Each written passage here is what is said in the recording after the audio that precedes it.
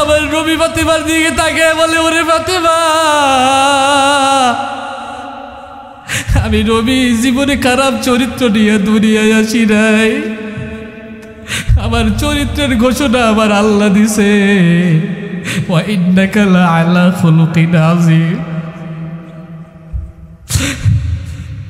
আমার নবী ডাক দিয়ে বলে, ফাতেমা আমি খারাপ না, তুমি চিন্তা করিও না। আব্বা তাইলে আপনার ঘাড়ের উপরে উটের পচা নারী বুড়িগুলো কেন চাপা দিল? সঙ্গে সঙ্গে নবী বলে, ও ফাতেমা রে, দুনিয়ার জমিনে যত নবীরা আসছে সবাই দিনের জন্য কষ্ট করছে। আমার আল্লাহ এটা আমার থেকে পরীক্ষা নিতেছে, আমি পরীক্ষায় কতটুকু ধৈর্য ধারণ করতে পারি। আমার উম্মতের জন্য আমি বদদুয়া দেই না। আমার নবী একদিন মসজিদের মধ্যে বসা, এমন সময় একটা কাফের দৌড়ে আসছে। আয়েশা নবীর গলার ভিতরে একটা গামছার মতো কাপড় দিয়ে নবীর গলার ভিতরে পেঁচায় ধরছে। পেঁচায় ধইরা এমন জোরে টান মারছে, নবীর জিহ্বা মোবারক বের হয়ে গেছে। দেখবেন যখন মানুষ ফাঁসি দেয়, ফাঁসি দেওয়ার সময় দেখবেন মানুষের জিহ্বা বের হয়ে যায়।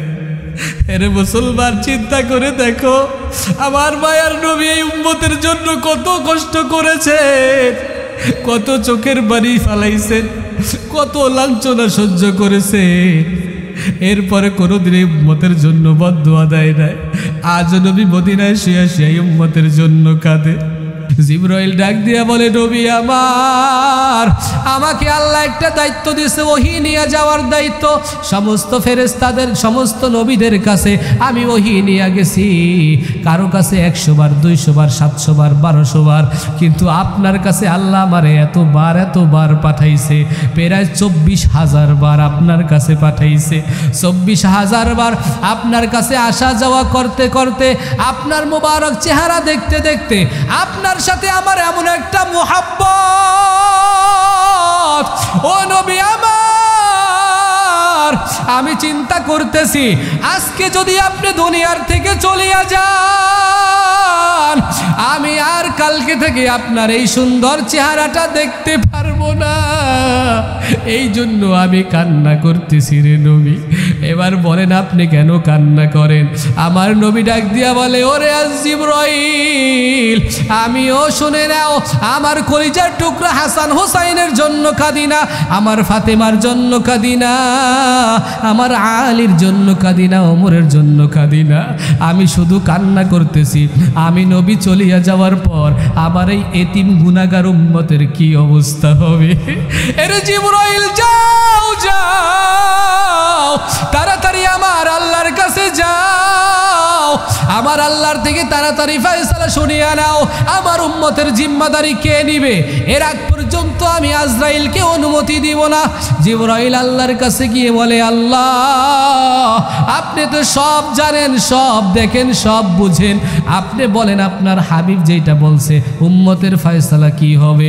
আল্লাহ বলে, যা জিবরাইল যা, আমার নবীরে আর আমি মৃত্যুর সময় কষ্ট দিতে চাই না। আমার নবী এবার মৃত্যুর সময় বলে, ও আজরাইল ভাই, বলো আমার আল্লাহ পাক কি ফয়সালা করলো একটু জানায় দাও। আজরাইল, জিবরাইল ডাক দিয়ে বলে, নবী আমার, আপনি কোনো টেনশন করিয়েন না, আপনি চিন্তা করিয়েন না, আল্লাহ তাআলা আপনাকে একটা সুসংবাদ জানাইছেন। কি সুসংবাদ বলো? বলে, সুসংবাদটা হলো আপনি যাওয়ার পরে আপনার পুরা উম্মতের জিম্মাদারি আমার আল্লাহ কুদরতি হাতে নিজে নিয়ে আনিছে। সুবহানাল্লাহ। নবী আপনি টেনশন করিয়েন না। এবার আমার পয়গম্বর হযরতে আজরাইলকে অনুমতি দিছে, ভাই আজরাইল, তুমি এবার তোমার কাজ শুরু করিয়া দাও। হযরতে আজরাইল আলাইহিস সালাতু ওয়াস সালাম আমার নবীর বুকের উপরে যখন হাতটা মাত্র রাখছে, হাতটা রাখার পর আমার পয়গম্বর ডাক দিয়ে বলে, ওরে আজরাইল, মৃত্যুর কষ্ট এত বেশি আমি এটা কল্পনাও করি নাই। আমার তো মনে হয় আসমান জমিন সব আমার বুকের ভিতরে চাপা দিছো। ওরে আজরাইল, আমার মৃত্যুর যন্ত্রণা যদি এত কষ্ট হয়, তাইলে আমার গুনাহগার উম্মতের মৃত্যুর যন্ত্রণা আরো কত ভয়ঙ্কর হবে। এ আজরাইল, আমার গুনাহগার উম্মত মৃত্যুর কষ্ট সহ্য করতে পারবে না, আমার উম্মতের সব মৃত্যুর কষ্টগুলো আমারে দিয়া দে, আমি নবীরে সব কষ্টগুলা দিয়া দে, তারপরেও আবার উম্মতের মৃত্যুর কষ্ট দিস না। চিন্তা করে দেখেন, যেই নবী যার জীবনে কোনো গুনাহ নাই, যার আগে পিছে সব গুনাহ আমার আল্লাহ হইলেও মাফ করিয়া দিছে। সুবহানাল্লাহ। আল্লাহ পাক সূরা ফাতাহ যখন নাজিল করলেন, ইন্না ফাতাহনা লাকা ফাতহাম মুবিনা লিয়াগফিরা লাকাল্লাহু মা তাকদ্দামা মিন যামবিকা ওয়া মা তাআখার। আল্লাহ বলে, আগে পিছে যত গুনাহ হইতে পারে বা হওয়ার আশঙ্কাও যদি থেকে থাকতো, আমি আল্লাহ আপনার সব গুনাহকে মাফ করিয়া দিলাম। সুবহানাল্লাহ। এমন মায়ার নবী, চিন্তা করেন উম্মতের জন্য কত ব্যথায় ব্যথিত। আর আজকে আমি আর আপনি সেই নবীর রেখে যাওয়া সুন্নতগুলো আমি আপনি প্রতিদিন কাটতে আসি, ঠিক কিনা জোরে কন? এই যে দাড়িগুলো, আহারে নবীর একটা সুন্নত, ঠিক কিনা জোরে কন? আজকে দেখবেন কত যুবক নবীর সুন্নতের স্টাইল বাদ দিয়া বর্তমান সময়ের সাকিব আল হাসান বলেন, মেসি বলেন, রোনালদো বলেন, বিভিন্ন খেলোয়াড়ের বিভিন্ন নায়কদের এদের যে স্টাইল আছে এগুলো ফলো করে। আরে ভাই, তুই এইটা কেন বোঝোস না? আমার নবীর চাইতে স্টাইলওয়ালা পৃথিবীতে কেউ নাই। আমার নবীর স্টাইলের কথা আল্লাহ পবিত্র কোরআনে বলছেন, ওয়া ইন্নাকা লাআলা খুলুকিন আযীম। আমি নবীকে সবচেয়ে উত্তম চরিত্র দিয়া পাঠাইলাম। কেমন চরিত্র? যেই চরিত্র ইহুদিরা দেখে দেখে কালিমা পড়ে মুসলমান হয়ে গেছে। সুবহানাল্লাহ। আর আমার যুবক, সোনার দেশের সোনার যুবকেরা সেই নবীর দাড়িগুলো ক্লিন শেভ করে, আবার সাইডে পিছনে বড় করে, মাঝখানে একটু বড় রাইখা, সামনে পিছনে দুই সাইডে ছোট করিয়া, এরপরে স্টাইল করিয়া রাখে। এইভাবে দাড়ি রাখলে কোনো সওয়াব আসেনি। রসুল বলেন, 3 ব্যক্তির অন্তর মরবে না। কয় ব্যক্তির অন্তর? 3 ব্যক্তির অন্তর মরবে না। তার মধ্যে ওই এক ব্যক্তি, যেই ব্যক্তি দুনিয়ায় সুখে দুঃখে মাওলা পাকের শুকরিয়া আদায় করেছে। সুবহান। আমি সুখে থাকি দুঃখে থাকি মাওলা পাকের শুকরিয়া আদায় করব তো ইনশাআল্লাহ।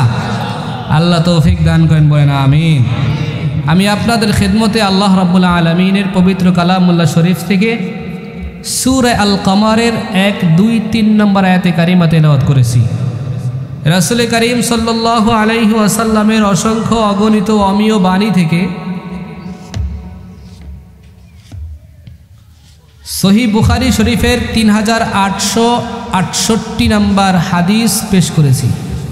কোরআন ও হাদিসের সমন্বয়ে কিছু কথা আমলের নিয়তে আল্লাহ পাক যেন বলনেওয়ালাকে বলা, শ্রবণ করনেওয়ালাদেরকে শোনার তৌফিক দান করেন, বলেন আমিন। ইখলাসের সাথে যদি বক্তা ওয়াজ না করে, এই ওয়াজের কোনো দাম নাই। আসেনি? বক্তারে আগে জাহান্নামে দিব, ঠিক না? যে মানুষ দেখানোর জন্য করছো, মানুষের ভালোবাসা পাওয়ার জন্য করছো, সেটা তুমি দুনিয়ায় পাওয়া গেছো। এই জন্য আমার ভিতরে যেন আল্লাহ আগে ইখলাস দান করে, বলেন আমিন। যেই সূরাটা পড়লাম, এই সূরাটা পবিত্র কালামুল্লাহ শরীফের 27 নম্বর পারার 7 নম্বর পৃষ্ঠায় অবস্থিত। এই সূরাটার ভিতরে মোট আয়াত সংখ্যা হলো 55টি এবং রুকু আছে 3টি। সূরাটার ভিতরে মোট শব্দ হলো 342টি। আর এই সূরাটা সিরিয়ালে 54 নম্বর সূরা। 114টি সূরার ভিতরে এটা হলো 54 নম্বর সূরা। এই সূরাটার অর্থ হলো চাঁদ। আল কমার শব্দের অর্থ হলো চাঁদ। তো আজকে আমরা চাঁদ নিয়ে আলোচনা করব ইনশাআল্লাহ। আর যে হাদিসটা আপনাদের মাঝে পড়লাম, এই হাদিসের মাঝেও চাঁদের কথা আসছে। শিক্কাতাইন, আল্লাহ রসুল সাল্লাল্লাহু আলাইহি ওয়াসাল্লাম বলেন, ফাআরাহুমুল কমারা শিক্কাতাইন, 2 টুকরা হয়ে গেছে চাঁদ। এই ঘটনা শুনছেন না? আজকে হাদিস থেকে, কোরআন থেকে এইটা পুরাপুরি আপনাদেরকে সহিহ যেটা, এটা আপনাদেরকে শোনানোর চেষ্টা করব ইনশাআল্লাহ। আল্লাহ তৌফিক দান করেন, বলেন আমিন। তো আল্লাহ পাক রব্বুল আলামিন বলতেছেন কোরআনের ভিতরে, ইকতারাবাতিস সাআহ ওয়ানশাক্কাল কমার। ইকতারাবাতিস সাআহ, ইকতারাবা শব্দের অর্থ নিকটবর্তী, সাআহ অর্থ কিয়ামত, কিয়ামত সন্নিকটে। ওয়ানশাক্কাল কমার, অংশাক্কা অর্থ ফেটে যাওয়া, কমার অর্থ চাঁদ। চাঁদ বিদীর্ণ হয়ে গেছে, তাইলে অর্থ হলো কিয়ামত সন্নিকটে, চাঁদ বিদীর্ণ হয়ে গেছে। 2 নম্বর আয়াতের ভিতরে আল্লাহ পাক বলে ওয়া ইয়ারাউ আয়াতান ইউরিদু ওয়া ইয়াকুলু সিহরুম মুস্তামির। যখন আমাদের নবী তাদেরকে দেখায়, কি দেখায়? আশ্চর্য কোনো জিনিস দেখায়, তখন তারা কি বলে জানেন? ওয়া ইয়াকুলু সিহরুম মুস্তামির, মুহাম্মদ স্পষ্ট জাদুকর। বলে নাউজুবিল্লাহ। এর পরবর্তীতে আল্লাহ পাক বলতেছেন ওয়াকাযযাবু ওয়াত্তাবাউ আহওয়াআহুম, এই কাফেররা মিথ্যা বলল এবং তারা নিজের কুপ্রবৃত্তির প্রতি অনুসরণ করলো। নাউযুবিল্লাহি মিন যালিকা। এবার আল্লাহ কয় ওয়াকুল্লু আমরিন মুস্তাকির, এই সব বিষয় আমার কাছে স্থির আছে, একদিন সব প্রকাশ করে দিব। সুবহানাল্লাহ। এখন কথা হলো চাঁদ বিদীর্ণ হয়ে গেল। এই চাঁদ তো আমরা শুধু চোখে দেখি, পূর্ণিমার চাঁদ যখন ওঠে কি সুন্দর ঝলঝল আলো দেয়, ঠিক না? মানুষ দেখলে দেখতেই মনে চায়। তো রাসূল সাল্লাল্লাহু আলাইহি ওয়াসাল্লামের যখন নবুয়তটা শুরু হয়, এই সূরাটা কিন্তু মক্কায় অবতীর্ণ হয়েছে। আর মক্কি যত সূরা আছে, এটা একটা কাহিনী একটু বলে দেই। মক্কায় যতগুলো সূরা অবতীর্ণ হয়েছে এর ভিতরে যত বিষয় আলোচনা করা হয়েছে, 1 নম্বর তাওহীদ, রিসালাত, নামাজ সংক্রান্ত, যুদ্ধের কোনো আলোচনা এখানে হয় নাই। মদিনায় যত মাদানী সূরা সব যুদ্ধের আলোচনা। তো এই জায়গায় কাফেরদের বিরুদ্ধে যেই সমস্ত ষড়যন্ত্র রসুলের পক্ষে হইতে পারে এর উদ্ঘাটন, এবং কাফেররা যে সমস্ত প্রশ্ন করবে তার দাঁত ভাঙা জবাব এই সূরার ভিতরে আল্লাহ দান করেছে। সুবহানাল্লাহ। মক্কার জমিনের কাফের মুশরিকরা আমার পয়গম্বরকে প্রথমেই বলতে শুরু করলেন, ও পয়গম্বর, এতদিন পর্যন্ত আপনাকে আমরা আল আমিন নামে উপাধি দিয়েছি, আল আমিন নামে আপনাকে আমরা ডেকেছি, আপনাকে বিশ্বাসী বলে আমরা জেনেছি। আর এখন থেকে আপনি কিসের আবার কোন আমাদের ধর্মের বিরুদ্ধে আপনার কোন আল্লাহর দাওয়াত দেওয়া শুরু করলেন? এইটা আমরা মানি না। আবু জাহেল, উতবা, সায়েবা সব দল পাকায়া নিল।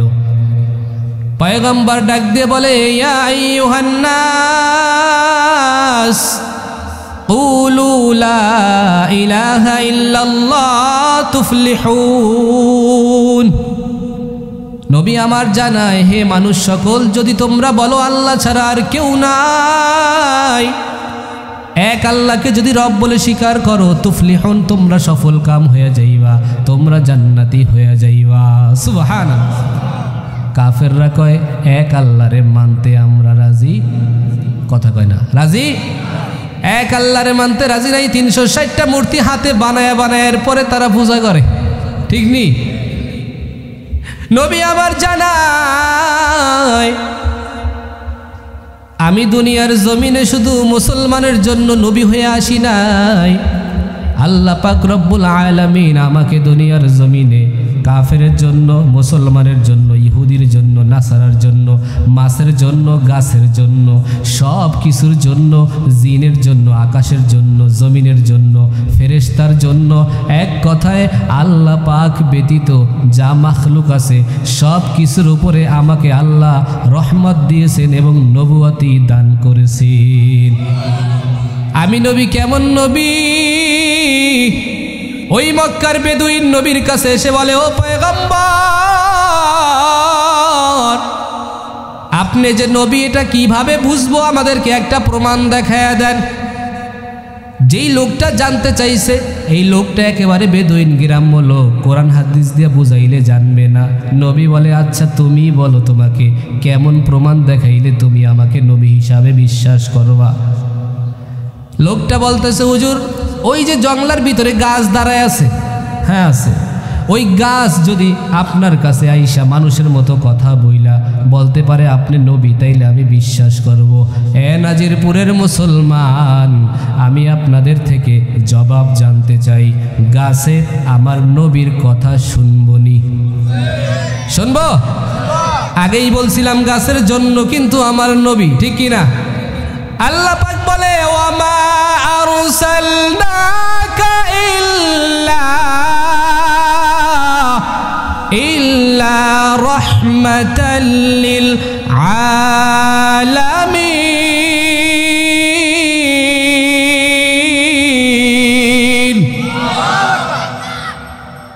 আল্লাহ পাক বলে আমি রব, আমার নামের সাথে আমি যা লাগাইছি রব্বুল আলামিন, আমি হইলাম গোটা পৃথিবীর রব। ও নবী, আমি আপনার নামের সাথেও একটা সুন্দর জিনিস অ্যাড করে দিলাম, আপনি হইলেন রহমাতুল লিল আলামিন। আমি যেই রকম গোটা পৃথিবীর জন্য রব, আর আপনি নবীকে গোটা পৃথিবীর জন্য বানাইলাম রহমত। সুবহানাল্লাহ। ওই নবী ডাক দিয়া বলে ও বেদুইন ভাই, আমার যাওয়ার দরকার নাই, তুমি গাছের কাছে একটু যাও। ওই গাছের কাছে গিয়ে তুমি গাছকে বলবা নবী ডাকতে। বেদুইন কো এটা আবার শুনবো কোনোদিন? হাসি রূপে গ্রহণ করছে, দৌড়ে তারপরও গেছে, যায়া গাছকে বলে এই গাছ তোমাকে মোহাম্মদ ডাকে। কথাটা বলতে দেরি, গাছ মাটি সহ উঠে এক দৌড় মেরে নবীর দরবারে চলে আসছে। আল্লাহু আকবার। এরে মুসলমানের যুবক, আমার নবীরে তো চিনো না।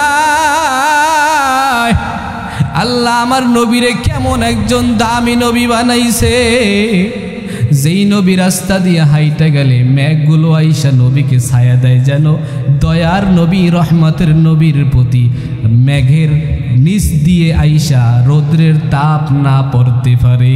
সুবহানাল্লাহ। মায়ার নবী ওই জায়গায় দাঁড়ায় দাঁড়ায় বলে ও বেদুইন ভাই দাঁড়াও, তুমি যেইটা শুনতে চাইছো একটু শুনিয়া যাও। বেদুইনকে ডাক দিয়ে এই জায়গায় আমার পয়গম্বর বলতেছে এই গাছ বেদুইন কি শুনতে আসছে তাড়াতাড়ি শুনায় দে। গাছ তো আরব দেশের মানুষ, আরব দেশে আরবি ভাষায় কথা বলা শুরু করেছে। আশহাদু আল্লা ইলাহা ইল্লাল্লাহ ওয়া আশহাদু আন্নাকা মুহাম্মাদুর রাসূলুল্লাহ। গাছ বলে আমি সাক্ষ্য দিতেছি আল্লাহ তাআলা ছাড়া আর কোনো মাবুদ নাই, আর একজন এই যে সামনে বসা ইনি আল্লাহ পাকের রসুল। সুবহানাল্লাহ। এখন বলতে চাই এই বেদুইনের বুঝতে কিছু বাকি আসেনি? বেদুইন সঙ্গে সঙ্গে আমার নবীর পাও দুটো জড়ায়া ধরে বলে নবী আমার, আসলেই আপনাকে আমি চিনতে পারি নাই, বুঝতে পারি নাই, আপনি যে এত দামি নবী। ও নবী আমার, আমি আর আমার ওই পূর্বের ধর্মে থাকতে চাই না, আমাকে কালেমা পড়ায়া মুসলমান বানায়া দেন। সুবহান। এ নাজিরপুরের মুসলমান ও পর্দার আম্মা জান, তুমি আমি জানি না কোন নবীর উম্মত হয়ে দুনিয়ায় আসছো, যেই নবীর উম্মত হওয়ার জন্য অন্য নবীরা পর্যন্ত আল্লাহর কাছে দরখাস্ত করছে, আল্লাহ আখেরি জমানার নবীর একটা উম্মত যদি আমি হইতে পারতাম আমার জীবন ধন্য হয়ে যাইত। সুবহানাল্লাহ। আর বিনা দরখাস্তে আল্লাহ তোমারে আমারে সেই নবীর উম্মত বানাইছে, এই জন্য তুমি আমি খুশি না বেজার? সবাই জোরে বলেন খুশি না বেজার? ওই নবীর নামে একটা স্লোগান হবে, নবীর দুশ্মন আছে না নাই? ওই যে শাহবাগের মধ্যে প্রায় নবীর বিরুদ্ধে বিভিন্ন অপমানজনক কথা কয়, ঠিক কিনা জোরে কন? নবীর ইজ্জত নিয়ে বেঈমানের বাচ্চারা হোলি খেলে, ঠিক কিনা জোরে কন? আমরা নাজিরপুর থেকে স্পষ্ট জানাইতে চাই, পৃথিবীর যেখানেই হোক, শুধু শাহবাগে নয়, দলমত নির্বিশেষে আওয়ামী লীগের জন্য আমার নবী, বিএনপির জন্য আমার নবী, জামাত ইসলামের জন্য আমার নবী, কওমির জন্য আমার নবী, তবলিগের জন্য আমার নবী, সারসিনার জন্য আমার নবী, চরমনের জন্য আমার নবী, সবার জন্য আমার নবী একজন মুহাম্মদুর রাসূলুল্লাহ। দলমত নির্বিশেষে এই নাজিরপুর থেকে আমাদের পরিপূর্ণ আজকে থেকে ওয়াদা করতে হবে, সামনে থেকে কোনো বেঈমানের বাচ্চা যদি আমার নবীর ইজ্জতের উপর সামান্য পরিমাণ আঘাত দিয়ে কথা বলে, ওই বেঈমানটাকে যেখানে পাওয়া যাবে ওর জিহ্বাটাকে টেনে ছিঁড়ে কেটে টুকরো টুকরো করে কুকুরের নাস্তা বানানো হবে, ঠিক কিনা জোরে বলো? এটা কি কোনো দলীয় বক্তব্য? আওয়ামী লীগের বক্তব্য দিছি? নবী সবার, ঠিক কি না? নবীর মোহাব্বত আছে না নাই? সবার আছে তো?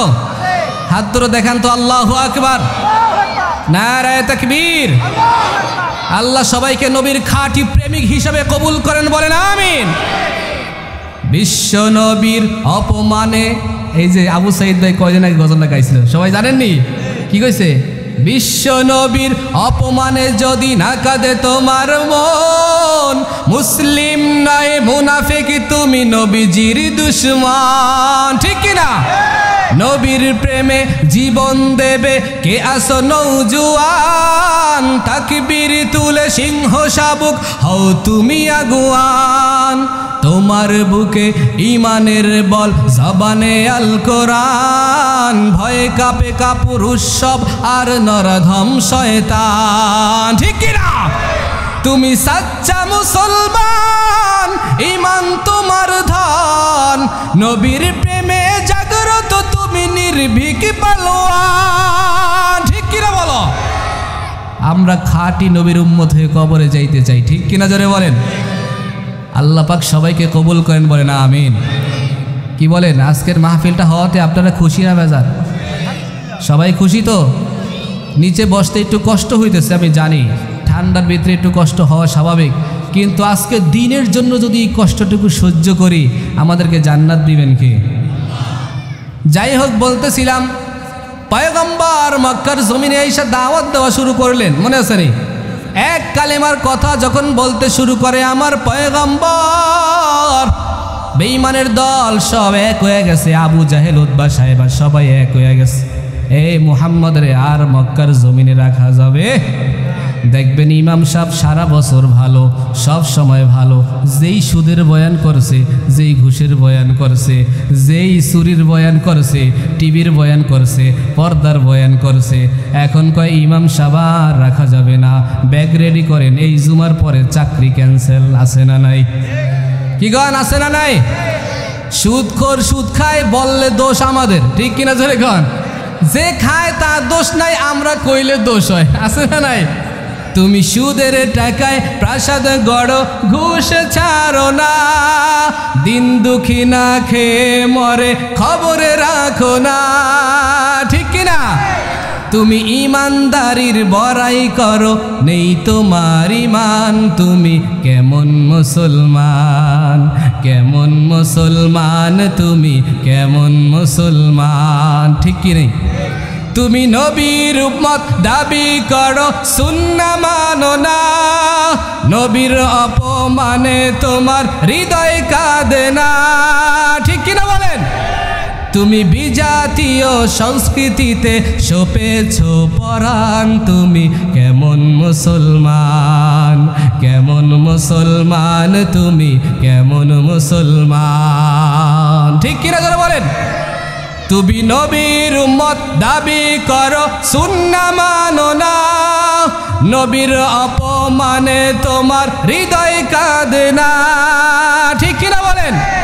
তুমি রমজান এলে রাখো না রোজা, দিনকে করো আঘাত, পয়সা করির নেই তো অভাব, দাও না তো যাকাত, ঠিক কিনা বলেন? রমজান আসলে একদল আছে দেখবেন মশারির মতন কাপড় দিয়ে তারপর বিদায় করে, আছে নেই? এতে জিন্দেগিতেও যাকাত আদায় হবে। আল্লাহ সবাইকে হেদায়েত দান করেন, বলেন আমিন। এবার পয়গম্বর আরবি সাল্লাল্লাহু আলাইহি ওয়াসাল্লাম মক্কার জমিনে দাওয়াতের আমল শুরু করলেন, আর বেঈমানের দল সব এক হয়ে গেছে, মুহাম্মদ রে রাখা যাবে এই প্ল্যান শুরু হয়ে গেছে। নবী আমার এবার কৌশলে দাওয়াত দেওয়া শুরু করলেন, গোপনে গোপনে দাওয়াত দেয়, গোপনে গোপনে নামাজ পড়ে। আবু জাহেল খবর দিল, তৎকালীন জমানায় সিরিয়ার বাদশা ছিল হাবিব ইবনে মালিক, ওই হাবিব ইবনে মালিককে খবর দেয়, খবর দিয়া বলে মুহাম্মদ আমাদের ধর্মের বিরুদ্ধে কথা কয়, তাড়াতাড়ি আসো, তারে যেভাবে হোক বিদায় করতে হবে। হাবিব ইবনে মালিক তখন মুসলমান হয় নাই। ওই হাবিব ইবনে মালিক খবরটা পাইয়া 12,000 বেঈমানের দল নিয়া ঘেরাও করছে, জোরে বলেন নাউজুবিল্লাহ।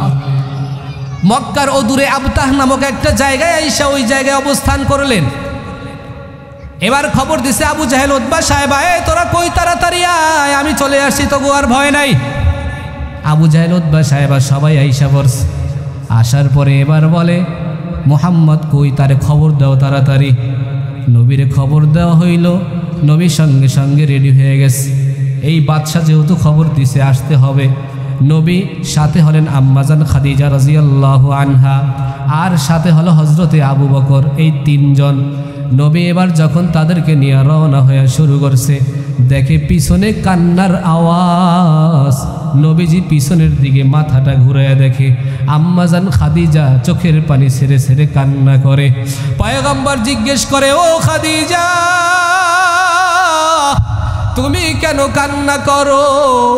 খাদিজা ডাক দিয়া বলে, পয়গম্বর, আপনাকে আমি এতটা আল্লাহর জন্য মুহাব্বত করি, ওই কাফেরের কাছে যাওয়ার পর না জানি কাফেররা আপনার প্রতি কোনো আঘাত করিয়া বসে, না জানি আপনার প্রতি কাফেররা একটা জোরে থাপ্পড় দিয়া বসে।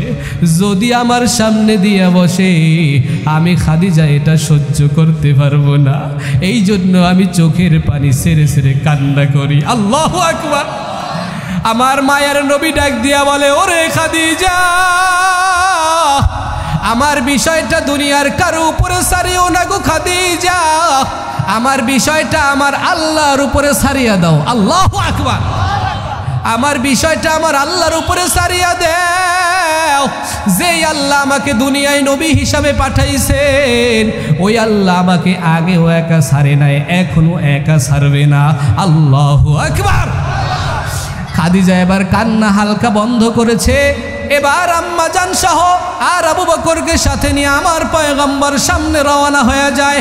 ওই কাফেরের সামনে যখন আসে, ওই হাবিব ইবনে মালিক বা জীবনে তো নবীকে কোনোদিন দেখে নাই, আজকে নবীর চেহারার দিকে তাকায়া দেখে এমন সুন্দর চেহারাওয়ালা নবী জীবনে কোনোদিন মিথ্যা বলতে পারে না। আল্লাহু আকবার। হাবিব ইবনে মালিক ডাক দিয়া বলে, ও মুহাম্মদ, তুমি তাড়াতাড়ি এই স্বর্ণের চেয়ারের উপরে বসো, নিচে বসিও না। সুবহানাল্লাহ। হাবিব ইবনে মালিক কথাটা বলার পর আমার পয়গম্বর সঙ্গে সঙ্গে চেয়ারের দিকে বসতে শুরু করলেন। চেয়ারের মধ্যে বসার পর আমার নবী এবার বলে, কেন ডাকছেন বলেন? আপনাকে ডাকছি এজন্য, আপনি কিসের দাওয়াত দেন? ওই যে মনে আছে নি, কিসের দাওয়াত দেন আপনি আগে তো বলেন নাই, এখন আমাদের বাপ দাদার ধর্মের বিরুদ্ধে নাকি কথা কন, আপনি নাকি নবী এই কথা বলেন। আচ্ছা, যদি আপনি নবী হয়ে থাকেন তাইলে আপনাকে আমি একটা প্রশ্ন করব, আর একটা প্রশ্ন আমার ভিতরে ভিতরে আছে, সেটা বলবো না। দুইটা প্রশ্নের জবাব যদি আপনি দিতে পারেন তাইলে আপনাকে নবী হিসাবে আমিও মেনে নিব। চিল্লায় বলেন আল্লাহু আকবার। মায়ার নবী এবার বলতেছেন, ও হাবিব ইবনে মালিক, তাড়াতাড়ি বলো তোমার কি প্রশ্ন? হাবিব ইবনে মালিক ডাক দিয়ে বলতেছে, এক নম্বর প্রশ্ন হলো, আপনি যে দুনিয়ায় নবী হয়ে আসছেন, আমি আপনার থেকে দেখতে চাই, জানতে চাই, ইকতারাবাতিস সাআতু ওয়ানশাক্কাল কমার, আল্লাহ কোরআনে জানাইছে কিয়ামত সন্নিকটে আর চাঁদ দুই টুকরা হয়েছে। ও নবী আমার, ওই আকাশের চাঁদকে যদি আপনি দুই টুকরা করে দেখাইতে পারেন তাইলে আমি হাবিব ইবনে মালিক কালেমা পড়ে মুসলমান হয়ে যাব। এখন নাজিরপুরের মুসলমানের কাছ থেকে জানতে চাই, ওই চাঁদ আমার নবীর কথা শুনবনি? এর আগে গাছে শুনছেনি, চাঁদেও শুনবনি? এরে নবীর উম্মতের দল, আমার নবী হাবিব ইবনে মালিককে বলে, দাঁড়াও, আমি আমার মালিকের সাথে একটু পরামর্শ করে আসি। পাশেই কুবাইস নামে একটা পাহাড় ছিল, ওই পাহাড়ে আমার পয়গম্বর উঠে দুইখানা হাত মালিকের দরবারে উঠে বলে, ও মালিক, তুমি তো আমাকে নবুয়তি দিয়ে দুনিয়ায় পাঠাইছো, কোরআন তো তুমি আমাকে দিয়েছো, এবার নবুয়তের প্রমাণটা হাবিব ইবনে মালিককে কেমনে দেখাইব? তুমি এবার সব ফায়সালা করিয়া দাও। চিল্লায় বলেন আল্লাহু আকবার। আমার আল্লাহ পাক সঙ্গে সঙ্গে আমার নবীকে সান্ত্বনা দেওয়ার জন্য আগে জান্নাত থেকে 12,000 ফেরেশতা পাঠিয়ে দিয়েছে অগ্রিম। সুবহানাল্লাহ। কারণ ওই যে হাবিব ইবনে মালিক আসার সময় 12,000 নিয়ে আইছে, মনে আছেনি? ও যেহেতু 12,000 নিয়ে আসছে, এই কারণে আল্লাহ পাক আমার নবীকে সান্ত্বনা দেওয়ার জন্য জান্নাত থেকে আগে 12,000 ফেরেশতা পাঠিয়ে দিয়েছে। ফেরেশতা চতুর্দিকে আইসা দাঁড়ায় গেছে, নবীকে জিজ্ঞেস করে, ও নবী আমার কি লাগবে বলেন। নবী ডাক দিয়া বলে, এই ফেরেশতার তো আমার কোনো দরকার নাই। হাবিব ইবনে মালিকের 12,000 বেঈমানের দলকে আমি নবী ভয় করি না, আমি ভয় করি একজনকে, তিনি কে? আমরাও একজনকে ভয় করি, বলেন তিনি কে? আমরা সব সময় যাকে ভয় করি তিনি কে? আমাদের সঙ্গে এই কোরআন যদি থাকে আমাদের কোনো ভয় আসেনি? আমরা সব সময় কোরআনের প্রেমিক হইয়া কবরে যাইতে চাই, ঠিক কিনা জোরে বলেন? এই কোরআনের মোহাব্বত দিলের মাঝে থাকবে তো ইনশাআল্লাহ। মাঝখান দিয়া ছোট্ট একটা কথা বলিয়া দেই। আল্লাহর প্রিয় একজন সাহাবা, এই দুইটা প্রশ্ন মনে রাখবেন, বলবো কিন্তু। আল্লাহর প্রিয় একজন সাহাবা নতুন মুসলমান হয়েছেন। নতুন মুসলমান হওয়ার পর একদিন নবীর কাছে আসছে, ও পয়গম্বর, আমার বাড়ির উপরে একটা খেজুর গাছ, খেজুর গাছটার গোড়াটা অন্যের জায়গায়, মাথাটা আমার জায়গায় হেলে রইছে। পাকা খেজুরগুলো পড়লে আমার ঘরের উঠানের সামনে পড়ে, আর আমার ছোট ছোট বাচ্চারা খেজুরগুলো আইনা যখন খাইতে লাগে, খেজুর গাছটা যার, ওই লোকটা এত কঠিন হৃদয়ের, মুখের থেকে খেজুরগুলো নিয়ে যায় বাচ্চার মুখের থেকে। ও পয়গম্বর, সন্তানের মুখ থেকে যদি কেউ কোনো জিনিস ছিনায়া নেয়, এটা সহ্য করা কিন্তু বাবে যায় না। বাবা কোনোদিন এটা সহ্য করতে পারে না, পারেনি। পয়গম্বর ওই খেজুর গাছটা আমার জন্য ব্যবস্থা করিয়া দেন।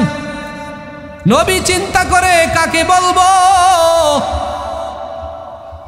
আল্লাহর পেয়ারা একজন সাহাবা হযরতে আবু দাহদা রাদিয়াল্লাহু তাআলা আনহু পাশেই বসা ছিল। নবী এবার যার খেজুর গাছ তাকে খবর দিয়ে আগে আনলেন। দেখে উনিও একজন সাহাবা, তবে উনি অরিজিনাল সাহাবা না, ওইসব মুনাফিক মার্কা সাহাবা। চিল্লায় বলেন নাউজুবিল্লাহ। মুনাফিক আছে না নাই? আর মুনাফিকের ষড়যন্ত্র কিন্তু কাফেরের চাইতে ভয়ঙ্কর, জানেননি এটা? আল্লাহ কাফেরের ব্যাপারে একটা সূরা নাযিল করছে, সূরা কাফিরুন, কুল ইয়া আইয়ুহাল কাফিরুন, ছোট্ট একটা সূরা। আর মুনাফিকের ব্যাপারে আল্লাহ একটা সূরা নাযিল করছে, সূরা মুনাফিকুন। ইযা জাআকাল মুনাফিকুনা ক্বালু নাশহাদু ইন্নাকা লারাসূলুল্লাহ আল্লাহু ইয়াশহাদু, এইভাবে করে বিশাল সূরা, এক পৃষ্ঠা ওভার হয়ে গেছে। তার মানে আল্লাহ বুঝাইল কাফেরের চক্রান্ত চাইতে মুনাফিকের চক্রান্ত ইসলামের জন্য বেশি ক্ষতি করে, ঠিক কিনা? আমাদের সমাজেও কিছু মুনাফিক আসেনি? আল্লাহ মুনাফিকদেরকে হেদায়েত দান করেন, বলেন আমিন। পয়গম্বরের ওই মুনাফিক সাহাবা এসে হাজির হয়ে গেছে। আমার নবী বলে, ও সাহাবা, তোমার একটা খেজুর গাছ? বলে হ্যাঁ। ওই খেজুর গাছটা তুমি কয়টা খেজুর গাছের বিনিময়ে বিক্রি করবা বলো? কয় আপনি কি দিবেন? কয় আমি 10টা খেজুর গাছ দিব। কয় না, আমি বিক্রি করতাম না। কয়তে আরো বাড়ায় দেবো। কয় না, বিক্রি করব না। আবার কতক্ষণ পর জিজ্ঞেস করে, আর কি দিবেন বলেন? বলে আমি নবী ওয়াদা করলাম, তুমি যদি এই খেজুর গাছটা দাও, আমি নবী ওয়াদা করলাম জান্নাতের মধ্যে তোমাকে 10টা খেজুর গাছের ব্যবস্থা করে দিব। সুবহানাল্লাহ। মুনাফিক তো মনের মধ্যে মায়া দয়া নাই, যাইতাছে গে হাইটা। আরে ভাই, তাদের কথা কি বলবো? আমাদের যে বর্তমান সময়ের অবস্থা, আমাদের কাউকেও যদি কখনো বলা হয় ইসলামের জন্য, মাদ্রাসার জন্য, মসজিদের জন্য একটু পকেটটা লাড়াচাড়া দাও, তাইলে দেখবেন মালের মোহাব্বত আছে না নাই? কথা কয় না, আছে না নাই? ওরে বাপ রে বাপ, উনি তখন পকেট চাপ দিয়ে বহে, খবরদার এই পকেট থেকে যেন আজকে বাইরে যেতে না পারে, খবরদার। কৃপণতা করবে, আর কৃপণ জান্নাতে যাবে। মুনাফিক যেরকম আমাদের সমাজও আছে, কোনো সময় একটু কিছু যদি বলে যে হুজুর একটু মাদ্রাসার লইয়া ব্যবস্থা, কতই যে আজকে তো এখানে যে মাহফিলটা হয়েছে, আজকে আপনারা দেখতেছেন এই অ্যারেঞ্জমেন্টটা করতে খরচ হয়েছে, যে এটা কে না বুঝে? বলেন, কে না বুঝে? খরচ কি হয় না? অবশ্যই খরচ হয়েছে। এখন একদল কইব হ্যাঁ কি কালেকশন করে নাই, দেখবেন এই আবার একদল আছে, আসেনি? আরে ভাই, কালেকশন করে যেই টাকা ওঠে, এই টাকা দিয়ে বক্তাগো টাকাই হয় না, বক্তাদের টাকা, প্যান্ডেলের টাকা, এরপরে আরও আনুষঙ্গিক খরচ, এরপরে মাইক প্যান্ডেল যা আছে এগুলো সব দিয়া, তারপরে যদি মাদ্রাসার জন্য কিছু না থাকে, তাইলে কি মাহফিলটা দিয়ে লাভ হইল কি? আল্লাহ পাক বলছে ইন্নাল্লাহা আশতারা মিনাল মুমিনিনা আনফুসাহুম ওয়া আমওয়ালাহুম বিআন্না লাহুমুল জান্নাহ। শোনো মুমিন, তোমার জান্নাতের বিনিময় আমি আল্লাহ তাআলা তোমার জান আর মাল এই দুইটা আমি কিনে নিছি। সুবহানাল্লাহ। সবাই বলেন তো দেখি আল্লাহু আকবার। দুই হাত উঠান সবাই, আল্লাহু আকবার। আল্লাহ তাআলা আমাদের এই হাত নামাইবেন না, আমাদের প্রত্যেকের জান মালের বিনিময় আল্লাহ তাআলার জান্নাত আমরা চাই তো ইনশাআল্লাহ। সবাই হাত নামান। মাশাআল্লাহ। আমি জানি নাজিরপুরের মুসলমানের, যেহেতু এই এলাকায় আমার আত্মীয়র বাড়ি, এটা পরিচয় এখন দিব না। হ্যাঁ, আমি জানি নাজিরপুরের মুসলমান অনেক ভালো, এদের হৃদয়, আমার বাড়ি যেহেতু বরিশালের মানুষের হৃদয় থাকেই ভিন্ন রকম। আল্লাহ তাদের দিলের মাঝে একটা অন্যরকম ভালোবাসা দিছে, অন্যরকম একটা মায়া দিছে। এই বাংলাদেশ চ্যালেঞ্জ, বাংলাদেশ বললাম 64 জেলা, আল্লাহ মোটামুটি আমার সব ঘুরাইছে। এই 64 জেলা চ্যালেঞ্জ করে বললাম বরিশালের মতন মেহমানদারি কোনো জেলায় করতে পারে না, ঠিক কিনা বলেন? এটা চ্যালেঞ্জ করে বললাম। বিভিন্ন জায়গায় দেখছি বরিশালের মেহমানদারি ফার্স্ট টু ফার্স্ট। সুবহানাল্লাহ করবেন না? এবং আরেকটা সুখবর আপনাদেরকে শোনাই, তবলিগের কাজে বরিশালের ভোলা জেলা ফার্স্ট। সুবহানাল্লাহ। আমি ভোলায় গত মাসের 17 তারিখে গেছিলাম মাহফিল করতে। ভোলা একবারে বোরহানুদ্দিন, অনেক দূর, আমি জীবনে যাইনি, এই প্রথম গেলাম। আরেকটা মাহফিল আছে ফেব্রুয়ারি মাসের 13 তারিখে। তো দেখলাম ওই জায়গার মেহমানদারি, রাত্র 1টা বাজে আমরা খানা খাইতে গেছি। সুবহানাল্লাহ, কত পদের যে আইটেম দিয়েছে, আমি এই পর্যন্ত কোনো মাহফিলে এইরকম খাবার দেখি নাই। সুবহানাল্লাহ কইবেন না? তো এটা আমাদের ঐতিহ্য, আমাদের অহংকার, ঠিক কিনা জোরে বলেন? তো যাই হোক, আমরা আজকে বেশি কথা বাড়াবো না, যেহেতু আমার বয়ান মূল পয়েন্টটা রয়ে গেছে, শেষ করতে হবে না ইনশাল্লাহ? লাস্টে দিয়ে শুনবেন তো ইনশাল্লাহ? এই জন্য আমি আপনাদের কাছে এখানে দূর থেকে যেহেতু আসছি এই জায়গায় মাদ্রাসার জন্য, আমাদের ভিতরে মাদ্রাসার মোহাব্বত সবার আছে আমি জানি, ঠিক না ইনশাল্লাহ ভাই? আল্লাহ রসুল বলছে কুন আলিমান আও মুতাআল্লিমান আও মুস্তামিয়ান আও মুহিব্বান ওয়ালা তাকুনা খামিসা। শোনো, তুমি হয়তো আলেম হও, আর না হয় মুতাআল্লিমান, শিখানেওয়ালা হও, যে শিখায় তার মতো হও। যদি এটা না হইতে পারো, আও মুস্তামিয়ান, তুমি শ্রবণ করনেওয়ালা হও, কোরআন পড়তেছে তুমি একটু শোনো। যদি এটাও তুমি না হইতে পারো, আও মুহিব্বান, তুমি কোরআনের মাদ্রাসাকে মুহাব্বত করনেওয়ালা হও, ওয়ালা তাকুনা খামিসা, 5ম নম্বর হইও না। সাবধান, মানে মাদ্রাসার সাথে বিদ্বেষী হইও না। আমরা অন্তত মুহাব্বত তো করতে পারবো না ইনশাআল্লাহ? এজন্য এই মজমা থেকে আমি ছোট্ট অল্প একটু সময় 5 মিনিটের ভিতরে আমি ছোট্ট একটা কালেকশন করব। আপনারা দিবেন তো ইনশাআল্লাহ? যার যার তৌফিক অনুযায়ী দিবেন তো ইনশাআল্লাহ? কি সবাই দিবেন না তৌফিক অনুযায়ী? কথা কয় না। সবাই তৌফিক অনুযায়ী দিবেন, তৌফিকের তো বাইরে না। আল্লাহ আপনাকে যতটুকু দিচ্ছে, এখন আপনি কবেন আমার যদি আল্লাহ 3 কোটি টাকা দিত, আমি 1 কোটি আল্লাহর রাস্তায় দিতাম। আপনার 3 কোটি জীবনে ওইবও না, আপনি দিবেনও না, এটাই উচিত। কি কথা ঠিক আছে না? আপনাকে আল্লাহ যতটুকু দিচ্ছেন তার থেকেই অমিম্মা রাযাকনাহুম ইউনফিকুন, আল্লাহ বলছে তোমাকে যতটুকু রিজিক দিলাম তার থেকে তুমি খরচ করো। অতএব আল্লাহ তাআলা আমাদেরকে যতটুকু দান করেছেন, আমি এই মজমায় বেশি বলবো না। একজন ভাই দেখতে চাই এই মাদ্রাসাটার জন্য, মাদ্রাসার গ্রিল করবে, মাদ্রাসার ওই পাশে একটা ভবনের কাজ ধরছে বলে হুজুর বললো আমাকে, এই বাকি কাজগুলো সম্পূর্ণ করার জন্য এই জায়গায় কোরআনের হাফেজরা পড়াশোনা করে। আহারে 3টা বাজে উঠে ছাত্ররা পড়ে শীতের মধ্যে, আপনি তো ঘুমায় থাকেন। একদিন রাত্রে 3টা বাজে উঠে দেখেন এই শীতের পানি দেয়া, ঠান্ডা পানি দিয়ে উজু করে পড়াটা কত কষ্টকর, ঠিক কিনা জোরে কন? এখানে এই বাচ্চারা পড়াশোনা করে, এই এলাকার জন্য একটা রহমত এই মাদ্রাসা। যখন এই ছাত্রগুলা জান্নাতে যাবে লাইন ধরে, আপনি কি ভাবতেছেন এই এলাকার মানুষগুলার রাইখা যাইব? ওরা অসম্ভব। এই এলাকার মানুষ জায়গা দিছে, ঠিক কিনা? এই এলাকার মানুষ অর্থায়ন দিতেছে, যার কারণে মাদ্রাসা চলতেছে। আপনারাই তো সব দিতেছেন, চাউল ডাউল থেকে শুরু করে বিভিন্ন কালেকশনে বিভিন্ন চান্দা সব আপনারা দিতেছেন, ঠিক না ভাই? আল্লাহ আপনাদেরকে কবুল করেন, বলেন আমিন। আমি একটা ভাই চাই এখানে, যেই ভাই এই মাদ্রাসার জন্য 20,000 টাকা, এই মাদ্রাসার জন্য আল্লাহর রস্তে যে ছাত্ররা পড়াশোনা করে আলেম হবে, মা বাবার নামে 10-20,000 টাকা দান করবে। যে হুজুর আমি আমার আব্বা আম্মার নামে আমার জীবনের তরে একটা জিনিস আমি লিখে গেলাম, যদি আল্লাহ কবুল করে আমার আব্বা আমাকে আল্লাহ যেন এই ওসিলায় জান্নাত দান করে দেয়, বলেন আমিন। কারণ ভাই জান্নাতে যাওয়া এত সহজ না। আপনি চাইবেন আর যাইবেন গা মাওলার জান্নাতে, এত কি সহজ? কখনোই না। জান্নাতে যাইতে হইলে মাল খরচ করতে হবে। এই জন্য যেই মা বাবা এত কষ্ট করে দুনিয়ার মুখ আপনাকে আমাকে দেখাইছেন, ওই মা বাবার জন্য আমি আপনি 20,000 টাকা দেওয়া, আমি মনে করি আমার জীবন থেকে বড় কিছু না। আজকে আল্লাহ না করেন মোটর সাইকেলে রওনা করছেন, এই নাজিরপুর বাজারে যাইতেছেন, মনে করেন যাওয়ার পথে হুন্ডা অ্যাক্সিডেন্ট করে পইরা পা এমন ভাঙছে, বরিশাল কাজ হয় নাই, ঢাকা নিয়ে গেছে পঙ্গু হাসপাতাল। ওখানে যাওয়ার পরে রড ঢুকায়া এইভাবে দাঁড় করে রাখছে। এবার গার্ডিয়ানকে বলতেছে যদি বাচ্চার পাও রাখতে চান তাইলে 6 মাস এইভাবে রাখতে হবে, লড়াচড়া করা যাবে না, তাইলে জোড়া লাগবে না ভিতরে। আর আপনি কী বলেন? হ্যাঁ আমার বাচ্চার পাও থাকুক, এটা আমি চাই, 6 মাস না 1 বছর হইলেও এইভাবে বসে রাখেন। কি রাজি হয় কি হয় না? তার মানে এই পায়ের মূল্যটা তার কাছে এখন দেখেন কত। ট্রিটমেন্টের ভিতরে লক্ষ লক্ষ টাকা চলে গেল দিতেছে, আবার ওই হসপিটালের বেডের ভিতরে নাপাক গান্ধার ভিতরে পরিবেশের মধ্যে বৈশা আছে, তারপরেও কয় কি টাকা চাইলে যাক, পাও দরকার। তাইলে আমার মাওলা আপনাকে আমাকে এত সুন্দর একটা হাত দিলেন, একটা পা দিলেন, বলেন এই হাত পায়ের দাম আছে না নাই? 2টা চক্ষুর দাম কোটি কোটি মিলিয়ন টাকা দিলেও আপনি একটা চক্ষু এই দুনিয়া থেকে মিলাইতে পারবেন না, পারবেন নি? এজন্য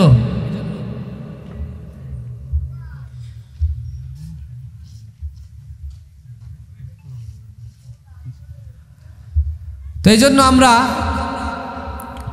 সবাই, যাই হোক আমাকে একটু সময় রুখসুদি দিচ্ছে আলহামদুলিল্লাহ। আমাদের প্রধান বক্তা সাহেব উনি আইসা উনি কালেকশন করবে, বলছে হুজুর আপনার লাগবে না, আপনি সময় শেষ করে দেন। ঠিক আছে তাইলে আমি আর সামনে গেলাম না, আপনারা শেষ পর্যন্ত থাকবেন তো ইনশাল্লাহ? তা ওই 2টা প্রশ্নের উত্তর দেওয়া যায় নাকি? শুনবেন? পয়গম্বর ডাক দিয়ে বলে ও হাবিব ইবনে মালিক এদিকে আসো, এদিকে আসো, তুমি তো প্রশ্ন একটা করেছো, ওই চাঁদ তুমি 2 টুকরা করে আমাকে দেখাইতে বলেছিলা। এবার হাবিব ইবনে মালিকের সামনে যে আমার পয়গম্বর বলে ও হাবিব ইবনে মালিক, আমার আল্লাহ পাক রব্বুল আলামিন এই মুহূর্তে আমি আল্লাহর সাথে কথা বলছি, আর আল্লাহর সাথে কথা ছাড়া আমি একটা কথাও মানুষের সামনে বলি না। ওয়ামা ইয়ানতিকু আনিল হাওয়া ইন হুয়া ইল্লা ওয়াহয়ু ইউহা। আল্লাহ পাকের অনুমতি ব্যতীত, ওহী ব্যতীত একটা কথাও আমার নবী কয় না, কয়নি? আমার নবী বলে ও হাবিব ইবনে মালিক এই মুহূর্তে আমি আমার মালিকের সাথে কথা বলেছি, এবার তুমি বলো কি করতে হবে? চাঁদ 2 টুকরা করতে হবে, এটাই তো, আর কিছু করতে হবে? কয় না, এটাই দেখান। হাবিব ইবনে মালিক ভালো করে বুঝিয়া নাও, যদি আমি 2 টুকরা করতে পারি তাই তুমি কিন্তু কালেমার নিচে আসতে হবে। কয় ঠিক আছে কথা দিলাম। এবার আমার নবী আমার আল্লাহ পাকের কথা বলিয়া, আল্লাহ পাকের অনুমতি নিয়া ওই চাঁদকে বলে ওরে চাঁদ, এই ইশারা করেছে শাহাদাতের আঙুলি দিয়া, সঙ্গে সঙ্গে চাঁদ আমার নবীর কাছে আইসা সালাম জানায়া 2 টুকরা হয়ে কিতাবের মধ্যে আসছে। নবীজির 2 আস্তিন আছে, এই 2টা আস্তিন নবী সেলাইবিহীন কাপড় পরতেন, এই লুঙ্গির ভিতর দিয়া ঢুকিয়া এই 2টা আস্তিন দিয়া 2টা টুকরা সামনে বের হইয়া এবার সাক্ষী দেয় আশহাদু আল্লাহ ইলাহা ইল্লাল্লাহ ওয়া আশহাদু আন্নাকা মুহাম্মাদুর রাসূলুল্লাহ। সুবহানাল্লাহ। ও নবী আমার, আমি চাঁদ সাক্ষী দিলাম আপনি আল্লাহর নবী। এই কথাগুলা কি ওরা বুঝতেছে নি? আমরা তো বাংলা কইতেছি, আরবি তো ওরা সব বুঝতেছে, কথা বোঝেন নাই? হাবিব ইবনে মালিক তো বুঝিয়া গেছে, সঙ্গে সঙ্গে হাবিব ইবনে মালিক দাঁড়ায় বলে ঈমানের পরে আর কোনো কুফরি নাই, ও নবী আমার আমাকে তাড়াতাড়ি কালেমা পড়ে মুসলমান বানায়া দেন। সুবহানাল্লাহ। আর পাশে থাকা আবু জাহেল উতবা সাহেবা যেই কয়টা বেঈমান ছিল, আসলে যাদের কপালে হেদায়েত নাই তাদের তো জীবনেও হেদায়েত আসবে না, আসবেনি? আবু জাহেল উতবা সাহেবা যেই কথাটা বলছে আল্লাহ কোরআনের ভাষায় সেই কথাটাকে উল্লেখ করে দিলেন। যখন তাদের সামনে আল্লাহর রসুল তাদের সামনে স্পষ্ট কোনো জিনিস দেখায়, আশ্চর্য কোনো জিনিস দেখায়, তখন তারা বলে ওয়াকুলু সিহরুম মুস্তামির, সে প্রকাশ্য একটা জাদু করেছে। ওই জায়গায় সঙ্গে সঙ্গে হাবিব ইবনে মালিক কালেমা পড়ে মুসলমান হয়ে যায়। আর এই আবু জাহেল উতবা সাহেবা দাঁড়ায় কয় নবী প্রকাশ্য জাদু করেছে, চিল্লে বলেন নাউজুবিল্লাহ। হাবিব ইবনে মালিক বলে নবী আমার আরেকটা প্রশ্ন মনে মনে আছে, সেইটাও বলতে হবে। নবী এবার ডাক দিয়া বলে ওরে হাবিব, তোমার মনে মনে একটা প্রশ্ন করার আছে, সেটা আমি জানি। আসলে জানাই দিছে কি? নবী কি গায়েব জানেনি? আবার খবরদার, অন্য ধারণা নেবেন না, গায়েবের খবর একমাত্র কে জানে? আলিমুল গায়বি ওয়াশ শাহাদাতি হুয়ার রহমানুর রহিম। গায়েবের খবর জানে কে? আমার পয়গম্বর বলে ও হাবিব, তোমার মনে মনে একটা প্রশ্ন আছে, তোমার ঘরের মধ্যে আল্লাহ পাক তোমাকে একটা কন্যা সন্তান দান করেছে, এমন একটা কন্যা সন্তান যেই কন্যা সন্তানের দুইটা হাত নাই, দুইটা পা নাই, দুইটা চোখ নাই। কে বানাইছে? জোরে বলেন, কে বানাইছে? দুইটা হাত, দুইটা পা, দুইটা চোখ, দুইটা কান তোমার সন্তানের কিছুই নাই। এমন একটা সন্তান যেই সন্তানের চেহারার দিকে তাকায় তাকায় তুমি প্রতিনিয়ত কান্না করো আর বলো, আহারে আল্লাহ আমার এমন একটা সন্তান দিল, পৃথিবীর কোনো চিকিৎসায় ভালো হয় না, আমার এই সন্তানটা নিয়ে আমি কি করব? তুমি টেনশনে পড়িয়া গেছো। হাবিব ইবনে মালিক মনে মনে বলে, এই প্রশ্ন তো আমি করিই নাই, কেমনে জানলো? আল্লাহু আকবার। হাবিব ইবনে মালিক সঙ্গে সঙ্গে বলে, ও পয়গম্বর, আর কিছু বলতে হবে না, আমি পরিপূর্ণ ঈমান আনলাম, আমার সব সাথীরাও আপনার প্রতি ঈমান আনছে। সুবহানাল্লাহ। লম্বা ঘটনা আমি শেষ করে দিছি। মালিক তাড়াতাড়ি চলিয়া গেলেন তার দেশের ভিতরে সিরিয়ায়, যেই সিরিয়া বর্তমানে আল্লাহ তাআলা বিজয় দান করেছে। বলেন আলহামদুলিল্লাহ। তো নবী যে 4টা 2 টুকরা করলেন, এই কথাটা হাদিস দিয়ে আমি বলছিলাম প্রমাণ করব।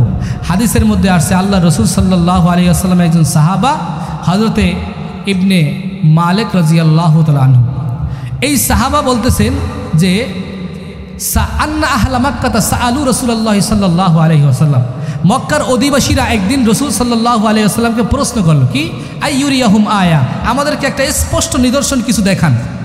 তো রসুল সাল্লাল্লাহু আলাইহি ওয়াসাল্লাম সঙ্গে সঙ্গে ফাআরাহুমুল কমারা শিক্কাতাইন, রসুল সঙ্গে সঙ্গে ওই চাঁদ 2 টুকরা করিয়া দেখা দিয়েছে। সুবহানাল্লাহ। তখন ওই উপস্থিত মজমার ভিতরে যারা ছিল, এই ঘটনাটা এখানে এরকমভাবে পুরো আসে নাই, বুখারী শরীফের এটা হাদিস। এই হাদিসটা বুখারী শরীফের 3868 নম্বর হাদিস, এখানে এই পর্যন্ত আসছে। রসুল বলে চারটা এরকমভাবে 2 টুকরা হয়েছে, হাত্তা হেরা বাইনাহুমা, যে 2 টুকরার মাঝখান দিয়ে হেরা পর্বতটা স্পষ্ট দেখা গেছে। সুবহানাল্লাহ। এবার পয়গম্বর ওই মক্কার ভিতরে বসা, আর হাবিব ইবনে মালিক এই কাহিনী দেখে বাড়িতে যায়া খুশি হইয়া, আহা, বাড়িতে যখন গেছে, মজার ঘটনা তো এখনো বলি নাই, বাড়িতে যাওয়ার পরে ঘরের ভিতরে যখন ঢুকবে এমন সময় দেখে তার ওই যে মেয়েটা, যেই মেয়ের হাত পা কিচ্ছু নাই, ওই মেয়েটা তাকায় দেখে যে সামনে আইসা বাবাকে সালাম দেয়, আসসালামু আলাইকুম ওয়া রাহমাতুল্লাহ। হাত পা কান সব কিছু বিদ্যমান, একেবারে সুস্থ সবল অবস্থায় বাবাকে আইসা সালাম বিনিময় করছে। বাবা তো দেখা অবাক হয়ে গেছে, মেয়েকে জিজ্ঞেস করে, ওরে মা, তোকে এগুলো কে দিল, তুই কেমনে পাইলি? মেয়ে ডাক দিয়া বলে, আব্বাজান, আজকে রাতের বেলা আমি যখন ঘুমাইলাম, স্বপ্নের মধ্যে দেখলাম সাদা পাগড়ি পরা, সাদা কাপড় পরা, সুন্দর চেহারাওয়ালা একজন লোক, আসলে তো ও চিনে না, ওটা ছিল আমার নবী। আল্লাহু আকবার। স্বপ্নের মধ্যে আমার পয়গম্বর ওই জায়গায় আসিয়া ওই মেয়েটাকে বলে, তুমি আগে আল্লাহর প্রতি ঈমান আনো, কালেমা পড়ে মুসলমান হও, তাইলে আল্লাহ তোমাকে সব দিয়ে দিবে। আমি স্বপ্নের মধ্যে কালেমা পড়ে মুসলমান হইলাম, ঘুম থেকে উঠিয়া দেখি আমার আল্লাহ সব আমাকে ফিরাইয়া দিছে। আল্লাহু আকবার। হাবিব ইবনে মালিক সঙ্গে সঙ্গে মালিকের জন্য একটা শুকরানা সেজদায় করে সেজদায় পড়ে গেছে। সেজদা করিয়া এবার হাবিব ইবনে মালিক 5টা উট ভর্তি করিয়া স্বর্ণ রূপা টাকা পয়সা জামা কাপড় নবীর জন্য হাদিয়া পাঠিয়ে দিয়েছে। সুবহানাল্লাহ। মক্কার কাছাকাছি যাওয়ার পরে আবু জাহেল উতবা সাহেবের লগে দেখা, এই 5টা উট ভর্তি স্বর্ণ রূপালে তোমরা কই যাও? বা এগুলো হাবিব ইবনে মালিক মুহাম্মদুর রাসূলুল্লাহর জন্য পাঠাইছে। সুবহানাল্লাহ। এখন ওই আবু জাহেল কইতাছে, না, এগুলো আমার জন্য পাঠাইছে। দেখছেন নি কার জন্য পাঠাইছে? আসলে কার জন্য পাঠাইছে? নবীর জন্য। কার জন্য? আবু জাহেল কয়, না, আমার জন্য পাঠাইছে। বাটা ওদের সাথে এক পর্যায়ে যুদ্ধ শুরু হয়ে গেছে। কয়, না, এটা নবীর জন্য পাঠাইছে। ওদের সাথে যুদ্ধ শুরু হয়ে গেছে, মারামারি শুরু করে দিছে। তো মারামারির আওয়াজ শুনিয়া এইদিকে মক্কার সমস্ত লোকজন এসে জড়ো হয়ে গেছে। এই এখানে কি হইল?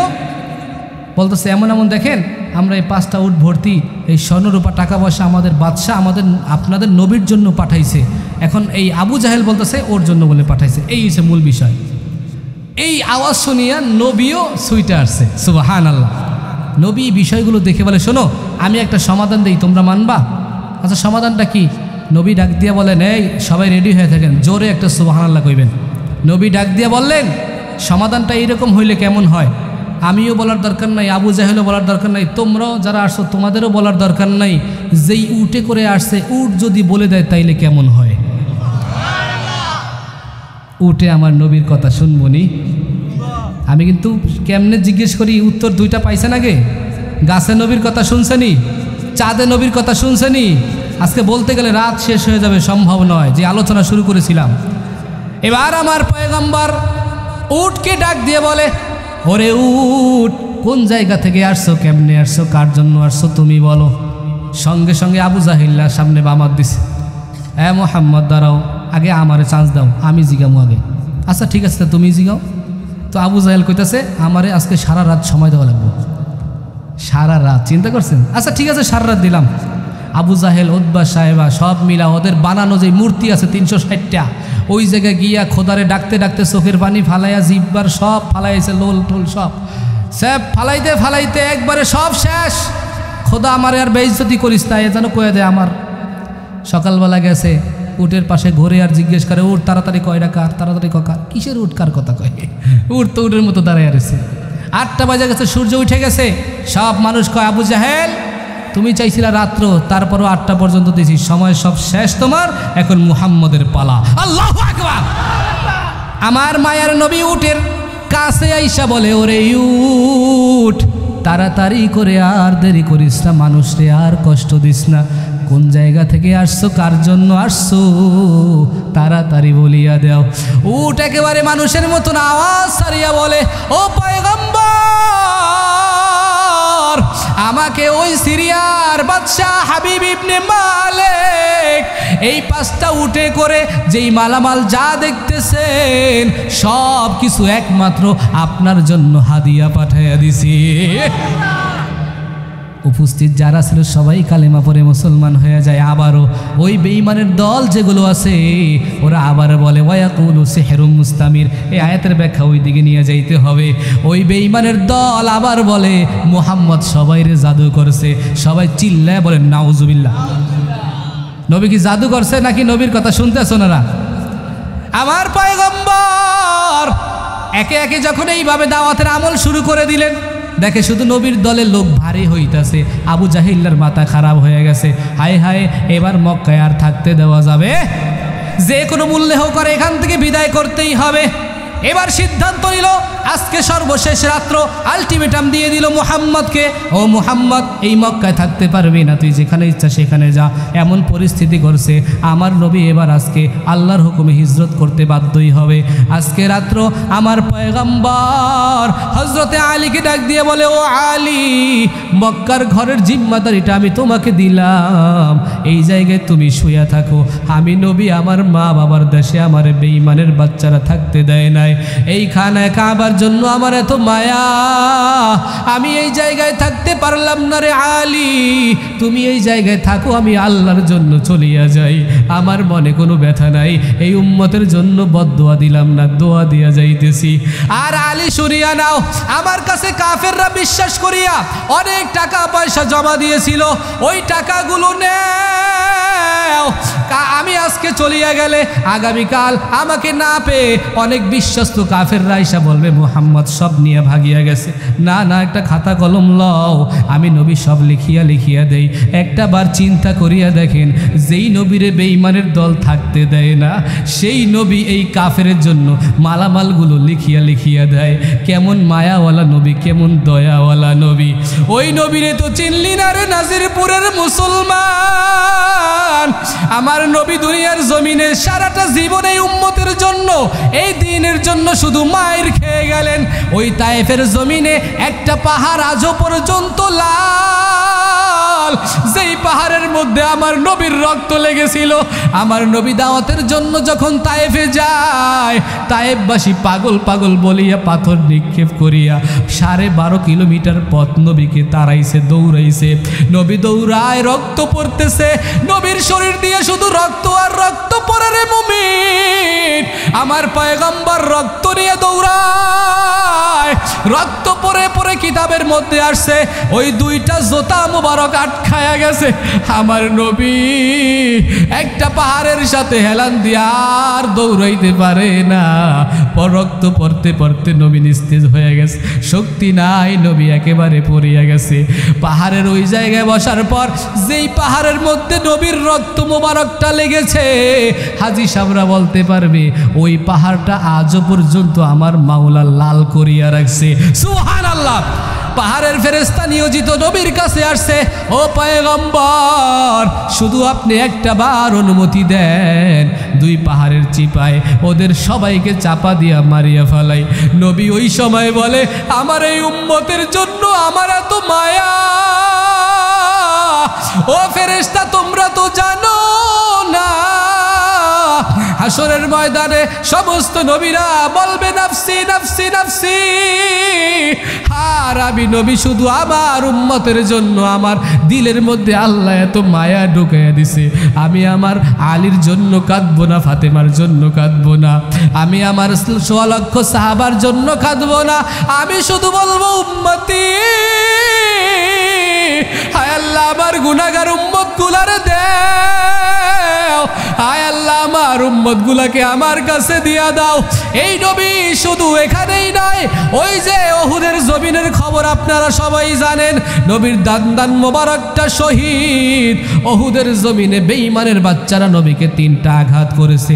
প্রথম পাথর দিয়ে আঘাত করছে, এই চেহারার ডান পাশে লাগছে, হেলমেট ভেঙে গেছে, লোহার কড়া ভিতরে ঢুকিয়া গেছে, ফিনকি দিয়া রক্ত পড়া শুরু হয়ে গেছে। আরেকবার পাথরের আঘাত যখন করে নবীর একটা দান মোবারক শহীদ হয়ে যায়, আরেকবার আঘাত করার পরে আরেকটা দান শহীদ হয়ে যায়। নবী আমার বেহুশ হইয়া জমিনের মধ্যে 3বার পড়িয়া যায়। এইদিকে বেঈমানের দল বলে মুহাম্মদ কুতিলা, মুহাম্মদ মুহাম্মদ মরিয়া গেছে, আর সাহাবায়ে কেরাম সবাই দুর্বল হয়ে গেছে। আরে নবী যদি না থাকে আমাদের বেঁচে থেকে কি লাভ? যেই নবীর জন্য এই দুনিয়ায় সব কিছুর মায়া ত্যাগ করলাম, ওই নবী যদি না থাকে আমাদেরও বেঁচে থেকে লাভ নাই। আলী রাদিয়াল্লাহু তাআলা আনহু কান্না করে, ওমর কান্না করে, আবু বকর কান্না করে, খুঁজতে খুঁজতে দেখে নবী গর্তের মধ্যে পড়িয়া আছে। নবীকে উঠাইয়া বলে, ও পয়গম্বর, কি হয়েছে আপনার? আপনি কোনো চিন্তা করবেন না। নবী বলে, দেখো এই দ্বীনের জন্য আমার 2টা দান মোবারক শহীদ হয়ে গেছে। এ মুসলমান যুবক ভাই, একটা দাঁত লড়তে আছে, সেইটা যখন আমরা উঠাই তখনও কি পরিমাণ ব্যথা লাগে, আর একটা কাঁচা দাঁত যদি এইভাবে পাথরের আঘাতে পড়িয়া যায়, ব্যথাটা না কত জোরে লাগছে। আরেকটা পাথরের আঘাতেই চাপার ভিতরে লাগছে। নবী কিতাবের মধ্যে বর্ণনা এরকম আসছে, নবী আমার বলে, আমি আমার এই যুদ্ধের পরে আমার হায়াতের শেষ পর্যন্ত এই যে পাথরের আঘাত চাপার ভিতরে লাগছে, এই দাঁত সম্পূর্ণ দাঁতে একটা আঘাত লেগেছিল, এই যুদ্ধের পর থেকে আমি নবী আর শক্ত কোনো জিনিস চাবায়া খাইতে পারি নাই। এ নবী চিন্তা করে দেখো, আমার মায়ার নবী সেই থেকে একটা শক্ত কোনো জিনিস চাবায় খাইতে পারে না, আঘাতটা কি পরিমাণে লাগছে। এরপরেও এই উম্মতের জন্য বদদুয়া দেয় নাই। নবী আমার মরণ বেলায় সর্বশেষ যখন আজরাইল আসিয়া আমার নবীর কাছে বলে, নবী আমার, আপনাকে বিদায় নিয়ে চলে যাইতে হবে, আল্লাহ পাক পাঠাইছেন। আমার আল্লাহ পাকের কাছে নবী সঙ্গে সঙ্গে আজরাইল রে পাঠায় বলে, আজরাইল যাও যাও, আমি জিবরাইল রে ততক্ষণ পর্যন্ত অনুমতি দিব না যতক্ষণ আমার উম্মতের কোনো ফায়সালা আমি না শুনিয়া যাইব। আমি যাওয়ার পরে আমার উম্মতের কি অবস্থা হবে। জিবরাইল আসছে, আসার পর নবীর কাছে বসছে। নবী আপনি টেনশন করিয়েন না। নবী তাকে দেখে 2 চোখের পানি সারিয়া সারিয়া নবী কান্না করতে আছে। জিবরাইল জিজ্ঞেস করে, নবী মরণের চিন্তায় কান্না করেন না? এই মুখ হইতে পারে না, আপনি কোনোদিন মরণের ভয়ে কান্না করার কথা মাথায় এটা প্রশ্নই আসে না, তাইলে আপনি কেন কান্না করেন? নবী তাকায় দেখে জিবরাইল দুই চোখের পানি সারিয়া সারিয়া কান্না করতেছে। এবার নবী পাল্টা প্রশ্ন জিবরাইলকে করলো, ও জিবরাইল তুই কেন কান্না করো সেইটা আগে ক। জিবরাইল ডাক দিয়া বলে, নবী আমাকে আল্লাহ একটা দায়িত্ব দিয়েছে, ওহী নিয়ে যাওয়ার দায়িত্ব। সমস্ত ফেরেশতাদের সমস্ত নবীদের কাছে আমি ওহী নিয়ে গেছি, কারো কাছে 100 বার 200 বার 700 বার 1200 বার, কিন্তু আপনার কাছে আল্লাহ আমারে এতবার পাঠাইছে, প্রায় 24,000 বার আপনার কাছে পাঠাইছে। 24,000 বার আপনার কাছে আসা যাওয়া করতে করতে, আপনার মোবারক চেহারা দেখতে দেখতে আপনার সাথে আমার এমন একটা মুহাব্বত, ও নবী আমার, আমি চিন্তা করতেছি আজকে যদি আপনি দুনিয়ার থেকে চলিয়া যান, আমি আর কালকে থেকে আপনার এই সুন্দর চেহারাটা দেখতে পারবো না, এই জন্য আমি কান্না করতেছি রে নবী। এবার বলেন আপনি কেন কান্না করেন? আমার নবী ডাক দিয়া বলে, ওরে জিবরাইল, আমিও শুনে নাও, আমার কলিজার টুকরা হাসান হোসাইনের জন্য কাঁদি না, আমার ফাতেমার জন্য কাঁদি না, আমার আলীর জন্য কাঁদি না, ওমরের জন্য কাঁদি না, আমি শুধু কান্না করতেছি আমি নবী চলিয়া যাওয়ার পর আমার এই এতিম গুনাহগার উম্মতের কি অবস্থা হবে। এরে জিবরাইল যাও যাও, তাড়াতাড়ি আমার আল্লাহর কাছে যাও, আমার আল্লাহর থেকে তাড়াতাড়ি ফয়সালা শুনিয়ে নাও, আমার উম্মতের জিম্মাদারি কে নিবে? এর আগ পর্যন্ত আমি আজরাইলকে অনুমতি দিব না। জিবরাইল আল্লাহর কাছে গিয়ে বলে, আল্লাহ আপনি তো সব জানেন, সব দেখেন, সব বুঝেন, আপনি বলেন আপনার হাবিব যেটা বলছে উম্মতের ফয়সালা কি হবে? আল্লাহ বলে, যা জিবরাইল যা, আমার নবীরে আর আমি মৃত্যুর সময় কষ্ট দিতে চাই না।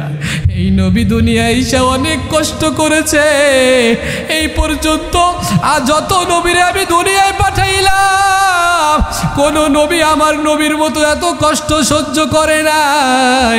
আমার নবী রাস্তা দিয়া যখন হাঁটিয়া দিনের দাওয়াতের জন্য গিয়েছে, বেঈমানের দলেরা ওই যে ময়লা পানির সব জুটা নবীর চেহারায় ফিক্কা মারছে। আমার নবী নামাজে দাঁড়াইছে, বেঈমানের বাচ্চারা পচা উটের নারী বুড়ো নবীর সমস্ত কাঁধের উপরে চাপায় দিছে, নবী উঠতে পারে না। হযরতে ফাতেমা আয়েশা বলে, ও গো পয়গম্বর, ও আমার আব্বাজান, তুমি কি আসলেই খারাপ মানুষ নাকি বলো একটু? ফাতেমা তার আব্বারে সরাসরি প্রশ্ন করছে, ও আব্বাজান আপনি কি আসলেই খারাপ মানুষ? নবীজি ফাতেমার দিকে তাকে কি বলবে? নবী চোখের পানি ছেড়ে দিছে আর বলে, ও ফাতেমা, আমি নবী খারাপ না, আমি নবী খারাপ না। শুনিও রে, আমার একটাই অপরাধ, আমি কেন কালেমার কথা কই, এক আল্লাহর কথা কই।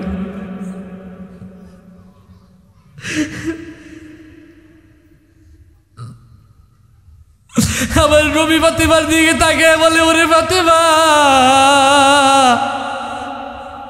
আমি নবী জীবনে খারাপ চরিত্র নিয়ে দুনিয়ায় আসি নাই, আমার চরিত্রের ঘোষণা আমার আল্লাহ দিছে, ওয়া ইন্নাকা লাআলা খুলুকিন আযীম। আমার নবী ডাক দিয়ে বলে, ফাতেমা আমি খারাপ না, তুমি চিন্তা করিও না। আব্বা তাইলে আপনার ঘাড়ের উপরে উটের পচা নারী বুড়িগুলো কেন চাপা দিল? সঙ্গে সঙ্গে নবী বলে, ও ফাতেমা রে, দুনিয়ার জমিনে যত নবীরা আসছে সবাই দিনের জন্য কষ্ট করছে, আমার আল্লাহ এটা আমার থেকে পরীক্ষা নিতেছে, আমি পরীক্ষায় কতটুকু ধৈর্য ধারণ করতে পারি, আমার উম্মতের জন্য আমি বদদুয়া দেই না। আমার নবী একদিন মসজিদের মধ্যে বসা, এমন সময় একটা কাফের দৌড়ে আসছে। আয়েশা নবীর গলার ভিতরে একটা গামছার মতো কাপড় দিয়ে নবীর গলার ভিতরে পেঁচায় ধরছে, পেঁচায় ধইরা এমন জোরে টান মারছে, নবীর জিহ্বা মোবারক বের হয়ে গেছে। দেখবেন যখন মানুষ ফাঁসি দেয়, ফাঁসি দেওয়ার সময় দেখবেন মানুষের জিহ্বা বের হয়ে যায়। আরে মুসলমান, চিন্তা করে দেখো আমার মায়ার নবী এই উম্মতের জন্য কত কষ্ট করেছে, কত চোখের বাড়ি ফালাইছেন, কত লাঞ্ছনা সহ্য করেছে। এরপরে কোনোদিন এই উম্মতের জন্য বদদুয়া দেয় নাই। আজ নবী মদিনায় শুয়ে শুয়ে উম্মতের জন্য কাঁদে। আমার নবী এবার মৃত্যুর সময় বলে, ও আজরাইল ভাই, বলো আমার আল্লাহ পাক কি ফয়সালা করলো একটু জানায় দাও। আজরাইল জিবরাইল ডাক দিয়ে বলে, নবী আমার, আপনি কোনো টেনশন করিয়েন না, আপনি চিন্তা করিয়েন না, আল্লাহ তাআলা আপনাকে একটা সুসংবাদ জানাইছেন। কি সুসংবাদ বলো? বলে সুসংবাদটা হলো আপনি যাওয়ার পরে আপনার পুরা উম্মতের জিম্মাদারি আমার আল্লাহ কুদরতি হাতে নিজে নিয়ে আনিছে। সুবহানাল্লাহ। নবী আপনি টেনশন করিয়েন না। এবার আমার পয়গম্বর হযরতে আজরাইলকে অনুমতি দিছে, ভাই আজরাইল তুমি এবার তোমার কাজ শুরু করিয়া দাও। হযরতে আজরাইল আলাইহিস সালাতু ওয়াস সালাম আমার নবীর বুকের উপরে যখন হাতটা মাত্র রাখছে, হাতটা রাখার পর আমার পয়গম্বর ডাক দিয়ে বলে, ওরে আজরাইল, মৃত্যুর কষ্ট এত বেশি আমি এটা কল্পনাও করি নাই। আমার তো মনে হয় আসমান জমিন সব আমার বুকের ভিতরে চাপা দিছো। ওরে আজরাইল, আমার মৃত্যুর যন্ত্রণা যদি এত কষ্ট হয়, তাইলে আমার গুনাহগার উম্মতের মৃত্যুর যন্ত্রণা আরো কত ভয়ঙ্কর হবে। এ আজরাইল, আমার গুনাহগার উম্মত মৃত্যুর কষ্ট সহ্য করতে পারবে না। আমার উম্মতের সব মৃত্যুর কষ্টগুলা আমার দিয়া দে, আমি নবীর সব কষ্টগুলা দিয়া দে, তারপরেও আমার উম্মতের মৃত্যুর কষ্ট দিস না। চিন্তা করে দেখেন, যেই নবী যার জীবনে কোনো গুনাহ নাই, যার আগে পিছে সব গুনাহ আমার আল্লাহ হইলেও মাফ করিয়া দিছে। সুবহানাল্লাহ। আল্লাহ পাক সূরা ফাতহ যখন নাজিল করলেন, ইন্না ফাতাহনা লাকা ফাতহাম মুবিনা লিয়াগফিরা লাকাল্লাহু মা তাকদ্দামা মিন যামবিকা ওয়া মা তাআখার। আল্লাহ বলে, আগে পিছে যত গুনাহ হইতে পারে বা হওয়ার আশঙ্কাও যদি থেকে থাকতো, আমি আল্লাহ আপনার সব গুনাহকে মাফ করিয়া দিলাম। সুবহানাল্লাহ। এমন মায়ার নবী, চিন্তা করেন উম্মতের জন্য কত ব্যথায় ব্যথিত। আর আজকে আমি আর আপনি সেই নবীর রেখে যাওয়া সুন্নতগুলো আমি আপনি প্রতিদিন কাটতে আসি, ঠিক কিনা জোরে কন? এই যে দাড়িগুলো, আহারে নবীর একটা সুন্নত, ঠিক কিনা জোরে কন? আজকে দেখবেন কত যুবক নবীর সুন্নতের স্টাইল বাদ দিয়া বর্তমান সময়ের সাকিব আল হাসান বলেন, মেসি বলেন, রোনালদো বলেন, বিভিন্ন খেলোয়াড়ের বিভিন্ন নায়কদের এদের যে স্টাইল আছে এগুলো ফলো করে। আরে ভাই, তুই এইটা কেন বোঝোস না? আমার নবীর চাইতে স্টাইলওয়ালা পৃথিবীতে কেউ নাই। আমার নবীর স্টাইলের কথা আল্লাহ পবিত্র কোরআনে বলছেন, ওয়া ইন্নাকা লাআলা খুলুকিন আযীম। আমি নবীকে সবচেয়ে উত্তম চরিত্র দিয়া পাঠাইলাম। কেমন চরিত্র? যেই চরিত্র ইহুদিরা দেখে দেখে কালিমা পড়ে মুসলমান হয়ে গেছে। সুবহানাল্লাহ। আর আমার যুবক, সোনার দেশের সোনার যুবকেরা সেই নবীর দাড়িগুলো ক্লিন শেভ করে, আবার সাইডে পিছনে বড় করে, মাঝখানে একটু বড় রাইখা, সামনে পিছনে দুই সাইডে ছোট করিয়া, এরপরে স্টাইল করিয়া রাখে। এইভাবে দাড়ি রাখলে কোনো সওয়াব আসেনি। আল্লাহ রসুল হাদিসের মধ্যে বলেন, ক্বালা রাসূলুল্লাহি সাল্লাল্লাহু আলাইহি ওয়াসাল্লাম, ইন্নাল্লাহ, নিশ্চয় আল্লাহ তাআলা, এটা হাদিসে কুদসি, নিশ্চয় আল্লাহ তাআলা, ইন্নাল্লাহ লা ইস্তাহয়ি লিযিশ শাইবাতিল মুমিন, নিশ্চয় আল্লাহ তাআলা দাড়ি পাকা চুল পাকাওয়ালা মুরব্বীদেরকে আল্লাহ লজ্জা করে। সুবহানাল্লাহ। অর্থাৎ দাড়ি পাকা এবং চুল পাকাওয়ালা কোনো মুরব্বী যদি আল্লাহর কাছে হাত উঠায়, আল্লাহ সঙ্গে সঙ্গে মাফ করিয়া দেয়। সুবহানাল্লাহ। এই জন্য আজ থেকে প্রায় 100 বছর আগে ভারতের মধ্যে একজন জাস্টিস ছিলেন, ইয়াহইয়া ইবনে আকসাম রাহমাতুল্লাহি আলাইহি। এই ইয়াহইয়া ইবনে আকসাম একদিন বসিয়া কিতাব মোতালা করতে আসে। আগের জাস্টিস যারা, বিচারপতি যারা, সবাই কোরআন হাদিস সম্পর্কে ভালো জানতো, এখনকার মতো না। এখন তো দেখেন না, প্যান্ট নাই, শার্ট নাই, হ্যাঁ, দাড়ি নাই, জুব্বা নাই, কিচ্ছু নাই, সব উল্টাপাল্টা। সকালে বিড়ি একটা খায়া মুখটায় নাপা করে তারপর যায় অফিসে, ঠিক কিনা ধরে বলেন? আর ওই জাস্টিস বিচারপতি ইয়াহইয়া ইবনে আকসাম রাহমাতুল্লাহি আলাইহি হাদিস পড়তে পড়তে সামনেই হাদিসটা চলে আসছে, ইন্নাল্লাহা লা ইস্তাহি লিশ-শাইবাতিল মুমিন, নিশ্চয়ই আল্লাহ পাক রব্বুল আলামিন দাড়ি পাকা চুল পাকা মুরব্বীদেরকে সম্মান করে, লজ্জা পায়, হাত উঠাইলে মাফ করিয়া দেয়। এই হাদিসটা দেখিয়া সঙ্গে সঙ্গে তিনি আল্লাহর কাছে ফরিয়াদ করলেন, আল্লাহ তাহলে আমার অন্তত এই দাড়িটা যেন পাইকা যায়। এবার ছাত্রদেরকে ডাক দিছে, ও ছাত্র ভাই শুনিয়া নাও, আমি যদি দাড়ি পাকার আগে দুনিয়া থেকে বিদায় নিয়ে চলিয়া যাই তাইলে তোমাদের কাছে আমার একটা আরজি আছে, ওসিয়ত আছে, এটা তোমরা পুরাপুরি পালন করবা। ছাত্ররা বলে, হুজুর কি বলেন? যদি আমার দাড়ি পাকার আগে আমি মারা যাই তাহলে বাজার থেকে রং সাদা রং এই না, আমার দাড়িগুলো সাদা রং কইরা তারপরে আমার কবরে রাখবা। সুবহানাল্লাহ। দেখছেন এই সুন্নতের প্রতি কি মুহাব্বত, আল্লাহর কি মহিমা। আসলে এই হায়াতের মালিক কে? আগে যাব না পরে যাব এটা গ্যারান্টি একমাত্র কার ভাই? আল্লাহ পাক রব্বুল আলামিন একটা স্পেশাল আয়াত নাযিল করলেন, ইযা জাআ আজালুহুম লা ইস্তাখিরুনা সাআতাও ওয়া লা ইস্তাকদিমুন। আল্লাহ বলে মরণটা আমি এমন ভাবে সাজাইলাম এক সেকেন্ড আগেও হবে না, পরেও হবে, জীবনেও পরে হবে না।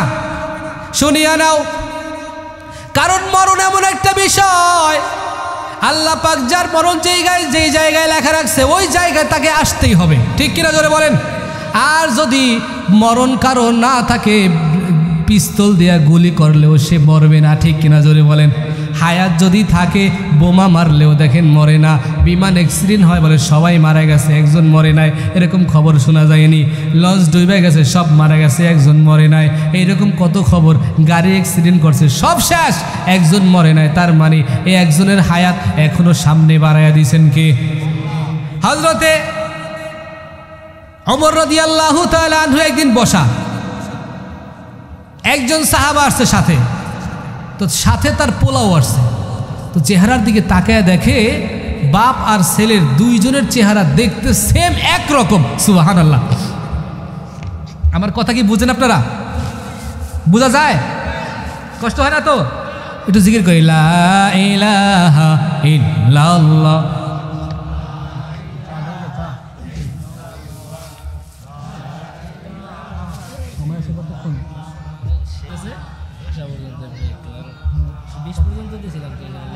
সময় কতক্ষণ বলতে বসে উঠবেন, তো আমি আলোচনা করতে হবে।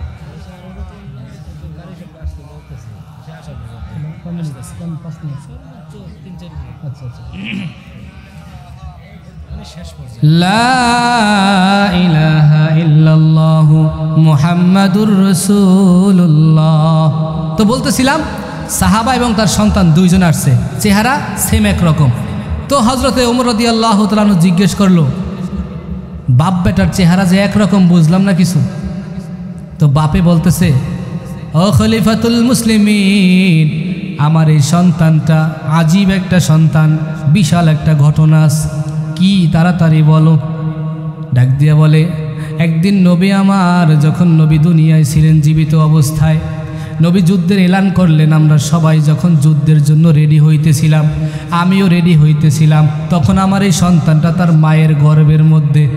আমি যখন যাইব বিবিকে বললাম, বিবি আমার, আমি আল্লাহর রাস্তায় যাইতে আছি, আমারে মাফ করিয়া দিও, যদি জিহাদে আমি শহীদ হয়ে যাই হাসরের ময়দানে তোমার সাথে দেখা হবে, তুমি টেনশন করিও না।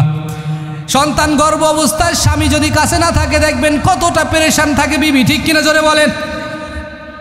বিবি ডাক দিয়া বলে, ও স্বামী আমার, আল্লাহর কাজে যেহেতু তুমি যাইবা, আমার বিন্দু পরিমাণ তোমার সাথে আমার কোনো দুঃখ নাই, যাও তুমি যাও। আমি ও খলিফাতুল মুসলিমিন, আমি আমার এই সন্তানটাকে তার মায়ের গর্ভে রাইখা আমি জিহাদের ময়দানে গেলাম। লাগাতার কয়েক মাস জিহাদের যুদ্ধ চলতে আছে, আমার আসতে বেশ সময় অনেক দেরি হয়ে গেছে।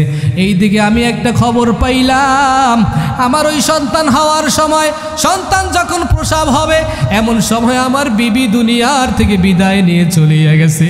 আমি এই খবরটা যখন পাইছি আমি পাগলের মতো হয়ে গেলাম। আমার এই বিবিটা অনেক ভালো ছিল, আসলে দেখবেন ভালো বিবি চলিয়া গেলে একটা অন্যরকম কান্না আসে।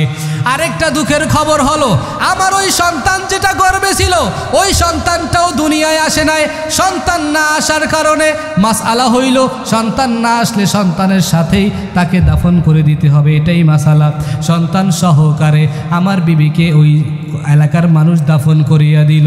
দাফন করার পর আমি যুদ্ধের ময়দান থেকে যখন আসলাম, এলাকাবাসী সবাই আমাকে বলে, কেমন বিবি নিয়ে তুমি সংসার করছো, তোমার বিবির কবরে মাঝে মধ্যে আমরা আগুন দেখতে পাই। এই কথা শুনিয়া জিহাদ থেকে আসিয়া ওই সাহাবা ঘাবড়ায় গেছে। সাহাবা যাওয়ার সময় একটা কথা বলে গেছিল, ইন্নী আস্তাউদিউল্লাহ মা ফি বাতনিক, বলে গেছিল তোমার পেটের ভিতরে যা আছে এগুলো আমি আল্লাহর জিম্মায় দিয়ে গেলাম। সুবহানাল্লাহ, এই কথাটা তিনি যাওয়ার সময় বলে গেছিল। এবার যখন আসছে সবাই শুধু বলে তোমার স্ত্রীর কবরে আগুন দেখা যায়। এবার হযরতে এই সাহাবা পাগলের মতো হয়ে গেছে, লজ্জায় তার স্ত্রীর কবরের কাছে দেখতে যায় না। হঠাৎ একদিন চিন্তা করে, হারে আমার বিবি এত ভালো ছিল, কেমনে না যায় পারি। রাতের বেলা অন্ধকার রাতে এবার রওনা করছে, কেউ যাতে তাকে না দেখে। আস্তে আস্তে রাতের বেলা যখন যায় দেখে দূরের থেকে সত্যি একটু আগুন দেখা যায়। তারপরও সাহস করিয়া কাছে গেছে। কাছে যাওয়ার পর দেখে যে কবরের মাটিটা সরিয়ে গেছে।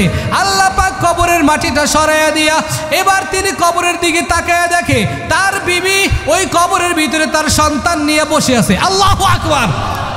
এবার তিনি তাকায়া দেখে ওই সন্তান জান্নাতি বিবির, জান্নাতি মার স্তনের দুধ পান করতেছে। আর মায়ের পাশে আল্লাহ তাআলা জান্নাতি একটা বাতি জ্বালায়া রাখছে। ওই বাতিটার আগুন মাঝে মধ্যে বাতাসে একটু উপরে উঠিয়া যায়, তখন মানুষে দেখতে পায়, যখন ওঠে না তখন আর দেখে না। স্বামী দেখিয়া অবাক হয়ে গেছে।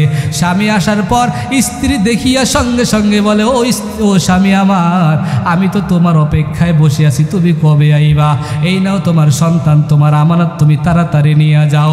এই সন্তান নেওয়ার পর সঙ্গে সঙ্গে কবরটা আবার বুঝিয়া গেছে। এবার তিনি কিছু আর বুঝতে পারে নাই।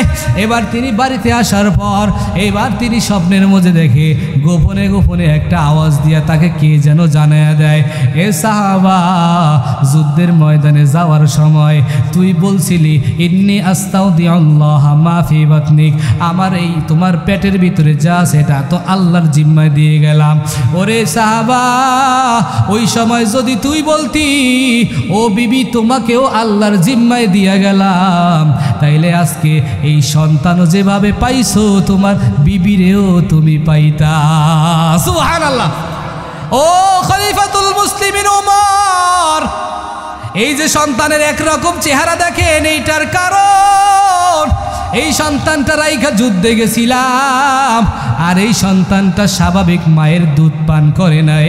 এই সন্তানটা তার জান্নাতি মায়ের দুধ পান করার কারণে আল্লাহ পাক তার চেহারাটা হুবহু আমার মতো বানায়া দিছে। সুবহানাল্লাহ।